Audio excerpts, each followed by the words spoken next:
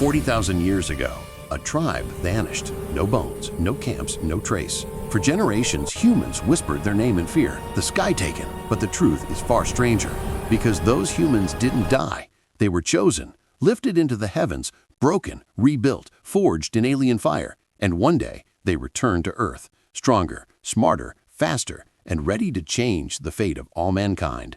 The wind howled across the frozen plains of ancient Earth. Small fires sputtered in the darkness, barely clinging to life. The clan huddled close, breaths trembling, ribs visible beneath fur skins. Winter had come early, far too early, and the great herds had migrated north. They were starving.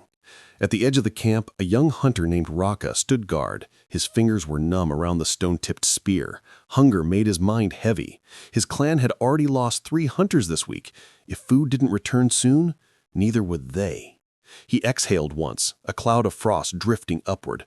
Then, the wind stopped. No rustling grass, no distant mammoth calls, no crackling fire. Just silence. Raka frowned. He turned his eyes skyward and froze. The stars were moving. At first his mind rejected it. Stars don't move, stars don't drift. But these lights glided across the heavens like white embers carried by invisible wind. 1 light, then 3, then dozens. Each one brighter than the moon. A tremor ran through the earth beneath him. The clan stirred behind him, whispering in fear. "Bat spirits! The sky hunts us! It's the end!"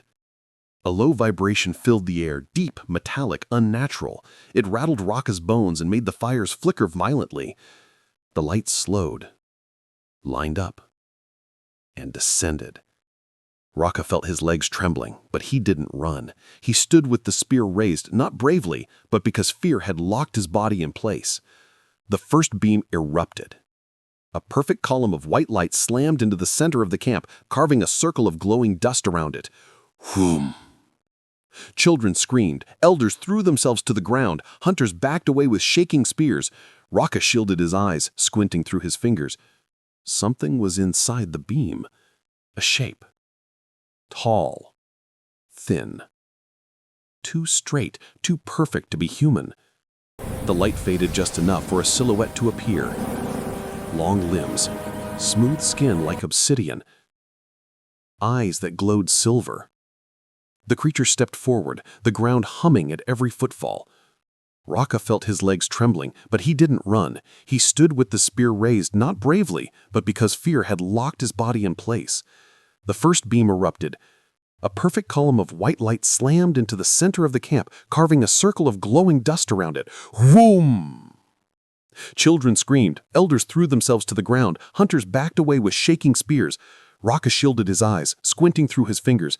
Something was inside the beam. A shape. Tall. Thin.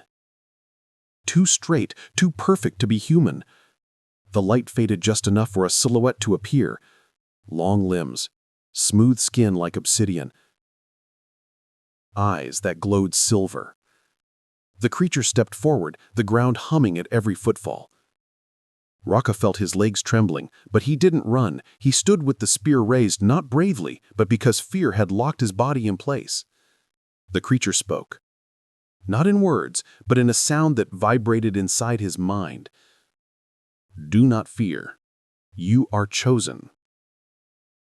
The beam thickened again, expanding outward, swallowing Raka and 20 other humans in blinding light. And then, they were gone. Raka awoke to warmth, not fire, something softer, something unreal. He opened his eyes slowly, expecting snow, darkness, the smell of smoke. Instead, he saw a sky made of metal. A smooth silver ceiling shimmered above him. Lights pulsed across it like slow-moving stars. The air smelled clean, too clean. No dust, no smoke, no animal scent. His body rested on a soft surface that molded to his shape. He bolted upright. 20 others from the camp lay beside him, each on their own glowing platform. Some were unconscious, some were trying to stand. All were terrified. "Where are we? What is this place? Raka, what did they do?" Before Raka could answer, the room shifted. Walls melted apart like flowing water, revealing an enormous chamber beyond. Wide, tall, impossibly bright. No fire, no shadows. Everything glowed from within. And at the center, the beings waited. 3 of them. Tall, smooth, skin like obsidian stone polished to moonlight. Their eyes glowed silver, tracking human movements with unsettling precision. One stepped forward, the same one from the beam. It raised a hand, and a wave of calm rolled through the humans like warm wind. Panic drained from their muscles, their breathing steadied. It wasn't control, but it was close. The alien spoke again, not with a mouth, but with its mind. "You are safe. You are chosen. Earth will kill you. We will teach you to survive." A woman named Sela trembled as she stepped forward. "Teach us. Why? What do you want from us?" The alien's silver eyes flickered. "Your species adapts faster than any we have seen." Images flashed in their minds, visions of Earth seen from above, storms rolling across continents, giant beasts roaming forests, volcanic eruptions swallowing valleys. Earth grows harsher, your people grow slower. But you, the brave, the strong, you can learn. Raka clenched his fists. "Learn what?" The being extended a long, slender arm, and where its finger pointed, the room transformed. The walls dissolved into a projection of a vast hunting ground. Giant beasts roamed the plains, taller than mammoths, teeth like carved stone, muscles rippling beneath armored skin. Predators humans had never seen. Predators nothing alive should have survived. Raka stepped back, heart pounding. The alien's voice vibrated through his skull. "Learn to hunt. Learn to kill. Learn to survive the world that is coming." Then the hologram shifted again, showing humans running, climbing, building, farming, shaping tools stronger than bone and stone. A future. Their future. The aliens watched them closely. "We will make you the first tribe of the sky." The humans exchanged fearful, uncertain glances. But beneath the fear, a spark ignited. Hope. Possibility. Strength. The training was about to begin. The training began before any of them understood what was happening. The floor beneath their feet shifted, rippling like liquid metal, then hardened into rough soil. The glowing walls darkened into a sky of swirling gray clouds. The chamber transformed into a vast plain, endless grass, jagged rocks, distant thunder. It felt real, too real. Raka clenched his spear, breath sharp in his chest. The others formed a loose circle around him. They were still barefoot, still weak from hunger, still confused, but they were not cowards. A deep tremor rolled across the ground. Then another. The grass rippled outward in waves as something massive approached. The alien voice echoed inside their skulls. "Do not run. Running is death." The humans froze. A beast emerged from the tall grass, towering, filled with muscle and violence. Its shoulders rose higher than any mammoth. Bone spikes jutted from its spine. Its jaws split open in 3 directions, revealing rows of stone-colored teeth. Sela gasped. "What is that?" Raka didn't answer. He stepped forward slowly, swallowing fear. The alien spoke again. "This creature once hunted your ancestors. Now you will learn to kill it." The beast roared, the sound shaking dust off the rocks. Raka shouted, "Circle! Move!" The humans spread out, copying the way they hunted smaller prey back on Earth. But this was no deer, no bison, no creature flesh and bone could defeat with stones. The beast charged at Raka first. He dodged, rolling across the grass as the ground cracked beneath its claws. He felt its hot breath scorch his back as it swung its spiked tail at him. He raised his spear, and it snapped instantly against the armored hide. The others panicked, but Raka shouted, "Eyes! Blind it! Throw stones!" The tribe obeyed. They hurled rocks, dust, anything they could grab. The monster shook its head, roaring in fury, tiny cuts forming around its sensitive eyes. "Aim for the joints!" Raka yelled. He sprinted beneath its towering body, grabbing a sharp rock. As the creature lunged at another hunter, Raka slammed the stone into the back of its knee. A sickening crack. The beast stumbled. Now, this was the moment between life and death. Raka leapt onto its back, hands tearing, feet slipping, skin burning from its heat. He jammed the broken spear shaft into the creature's eye. A burst of hot blood sprayed across the grass. The beast collapsed with a thundering crash. Silence, heavy breathing, shaking limbs. Then slowly, the humans realized they had done it. Together! The projection dissolved. The metallic walls returned. The aliens watched silently, eyes glowing brighter. "You learn fast. Faster than any species we've trained." Raka wiped the beast's blood from his face. For the first time, he felt strong. He felt possible. If this was only the beginning, what would they become? The next phase of training came without warning. One moment, the chamber was metal and light. The next, it twisted into a mountain cliff battered by brutal wind. Raka staggered as icy air slammed into him. Loose stones rolled beneath his feet, threatening to send him plunging down the jagged slope. The others clung to the rocks, shouting over the howling storm. Above them, lightning tore open the clouds, illuminating the floating forms of the aliens watching silently. Survive the climb, their leader's voice echoed inside their minds. Or fall. Raka grit his teeth. Stay close. Move slow. The wind grew stronger, lifting dust and pebbles into stinging clouds that slashed their skin. A young hunter named Oro slipped, shrieking as his feet skidded off the ledge. Raka lunged, grabbing his wrist just in time. His muscles screamed as he pulled Oro back onto the ledge. Hold the rock, not the wind, Raka said, gasping. The wind will take you. The aliens watched with cold fascination. They were studying everything, every fear, every failure, every spark of courage. The climb grew steeper, the air thinner. Snow began falling in sharp flakes, melting instantly on their overheated skin. Sella pointed upward. Look, the storm is moving with us. She was right. The clouds churned directly above the humans, almost intelligent, adjusting to challenge them. Raka drove his fingers into a crack in the stone. Pain tore through his nails, but he pulled anyway. Keep climbing. Don't stop. Halfway up, the rock beneath them shuddered. A deep rumble vibrated through the mountain. Then, the stone broke. A massive slab cracked away, sliding downward. It smashed into the ledge below, exploding into dust.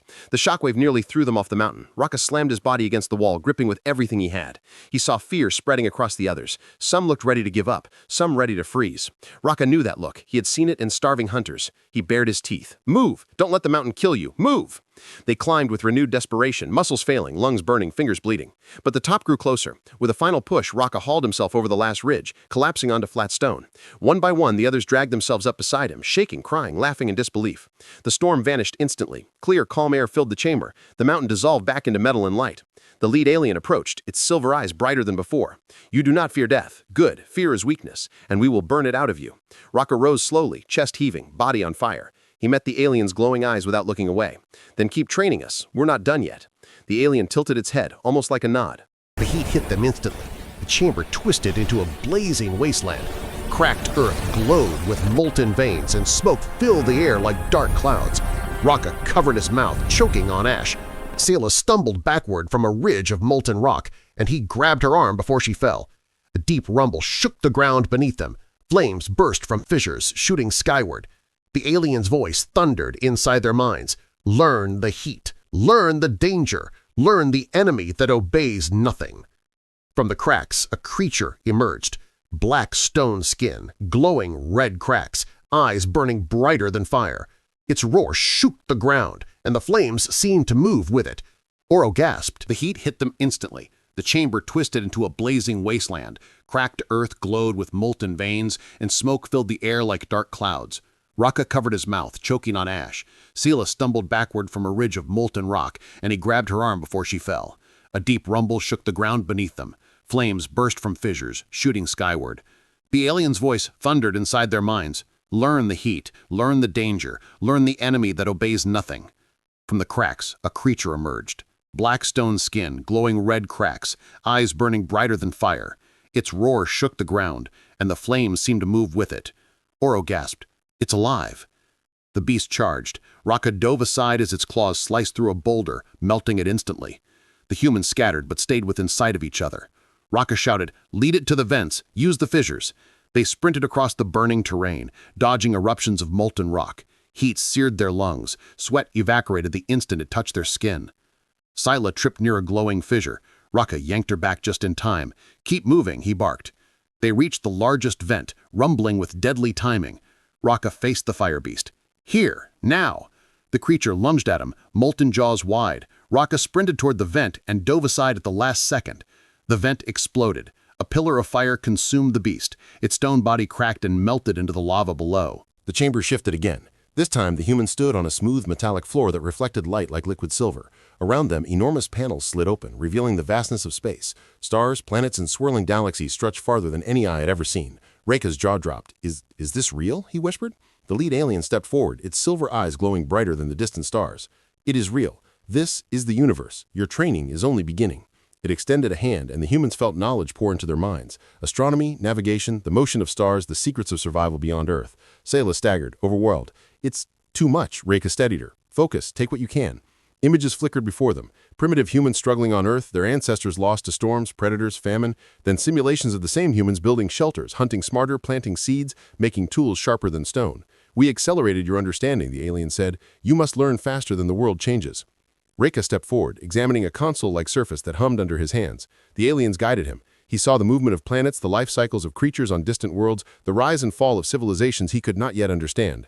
"Why us?" he asked aloud. "Why choose us?" The alien's voice echoed in his skull. "Because your species adapts, you survive. Others do not. We need the first tribe of the sky to learn, to remember, to carry knowledge forward."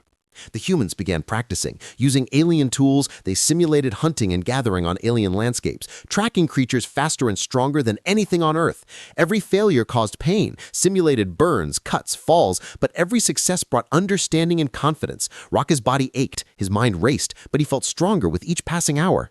Sela approached him, pointing at the projections. "Look, we can see the future. We can see ourselves mastering Earth." Raka nodded, determination burning in his chest. "Then we learn every lesson, every danger. We'll survive everything." The aliens watched silently, approving but unexpressive. "Tomorrow," the leader said, "you will return to Earth, but the knowledge you take will change the course of your kind. Only those who survive this will teach the rest." Raka clenched his fists. He had survived beasts, fire, storms, and now the mind itself. He was ready. The next moment, the metallic floor shifted again. Raka blinked and found himself back on Earth. The sky was familiar, the cold wind, the distant mountains, the vast plains. But something had changed. He felt it in his bones. Every fiber of his body was stronger, every sense sharper, every thought clearer. The others gathered around him, equally transformed.